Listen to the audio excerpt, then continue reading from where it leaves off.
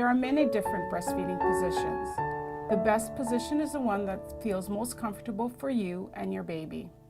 Breastfeeding may take time to learn. Every feeding attempt at the breast should be seen as a positive step in developing a breastfeeding relationship. If you have difficulty latching while at Sick Kids, lactation consultants are available by referral for extra support. Until breastfeeding is established, pumping will need to be maintained and coordinated with feeding attempts. It is recommended that pumping be done immediately after the feed so that a full breast is offered to your baby. However, there are some exceptions when partial pumping before the feed is recommended. This could be the case if you have a large milk supply and/or if your baby is just beginning to breastfeed. Breastfeeding signs and screens are available for your use to ensure privacy during the feed. Gowns can be worn as sweaters for comfort. A breastfeeding pillow or folded blankets can be used to bring the baby up to your breast level. If the baby's temperature is stable, it is recommended to feed in just a diaper to allow for skin-to-skin contact. This may also help keep the baby more alert and awake throughout the feed. If an accurate estimation of intake at the breast is required, please see the video on test weights. Taking the time to position the baby well will lead to a better latch and more effective feeding. For any position, the following are important. You should be sitting comfortably with your back well supported and relaxed. Baby's shoulders and body are supported with your hand and arm. Baby's head is at your breast level. Baby's ear, shoulder, and hip are in alignment. Baby needs to be tummy to tummy with you, except when you use the football hold. Your nipple should be pointed towards the baby's nose with the chin coming to the breast first. If this is not the case, move the baby, not the breast. This will allow for proper positioning of the nipple in the baby's mouth, which results in a more comfortable latch and effective compression of the milk ducts. Two positions that work well for babies who are first learning to breastfeed are the cross cradle and the football hold. Cross cradle is the most common breastfeeding position because it provides the baby with the most support and assistance to latch. See how the parent is sitting comfortably and well supported. The breastfeeding pillow raises the baby to the breast level so that the parent maintains good posture and the baby is well supported. The baby is on its side completely facing the parent's body with the ear, shoulder, and hip aligned. Notice the skin-to-skin contact. The baby is supported by the arm opposite to the breast being used. The back and the bottom are supported with the forearm, and the neck and the shoulders are cradled with the hand.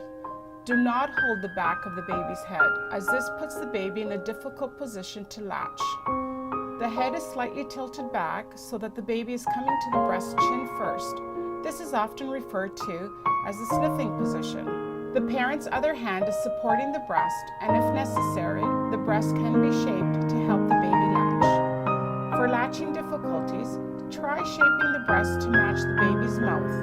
Hold and squeeze the breast by placing the thumb and fingers far enough back from the areola, the darker area around the nipple, so that they are not interfering with the latch. The breast is squeezed and narrowed enough for the baby to latch easily.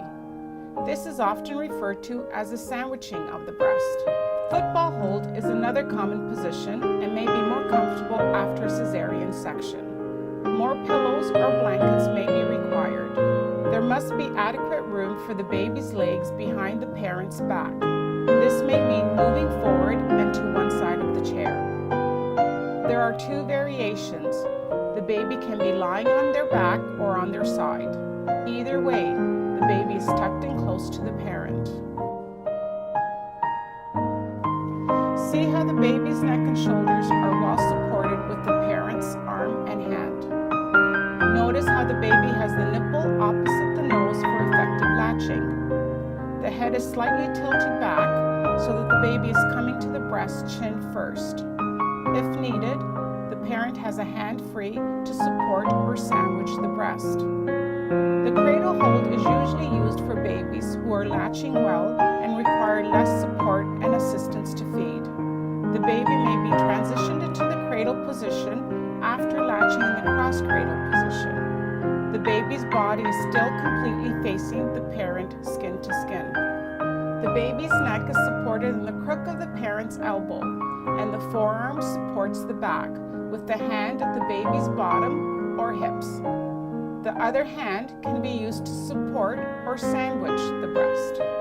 If extra support is required with positioning and latching, there are specialized positions and techniques available.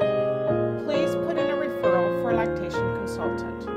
Remember, the right position is whatever is most comfortable for you and your baby and allows for a good latch and effective breastfeeding.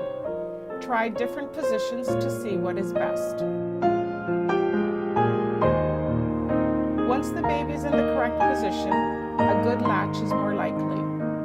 To encourage baby to latch, hand express a drop of milk to give your baby a taste. Stroke your baby's upper lip with your nipple to encourage rooting and a wide open mouth. Remember to break the contact between the nipple and the baby's upper lip to encourage the baby to tilt the head upwards and open the mouth wider.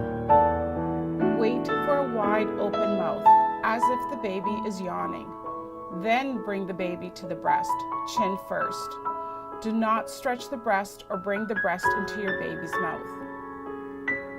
Make sure the tongue is down and over the lower gum line. If your baby is crying, the tongue will be touching the roof of the mouth and it makes it hard to latch. In this case, you need to calm the baby before latching. Usually, offering a clean finger to suck on for a moment will work. Otherwise, bring the baby upright onto your chest, skin to skin, and stroke the back gently. Once the baby is latched, look for the following: a wide open mouth. The angle of the corner of the mouth should be greater than 130 to 150 degrees, and the corners of the mouth don't touch. The baby's chin is touching the breast. The baby comes to the breast chin first. The head is slightly tilted back, and the nose is not touching the breast. The latch is asymmetrical. This means that more of the areola can be seen above the baby's top lip than below the bottom lip. The lips are flanged out.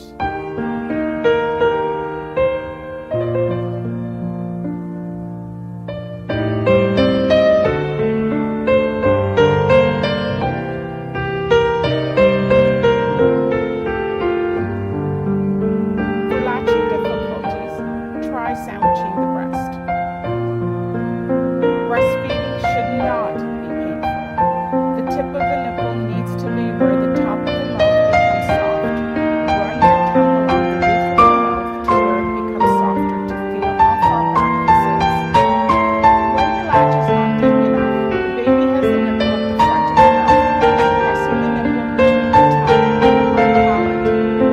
This can be painful and may cause damage to the nipple, as well as decrease the amount of milk flowing to the baby. See the difference in the milk flow when the areola is depressed rather than just the nipple.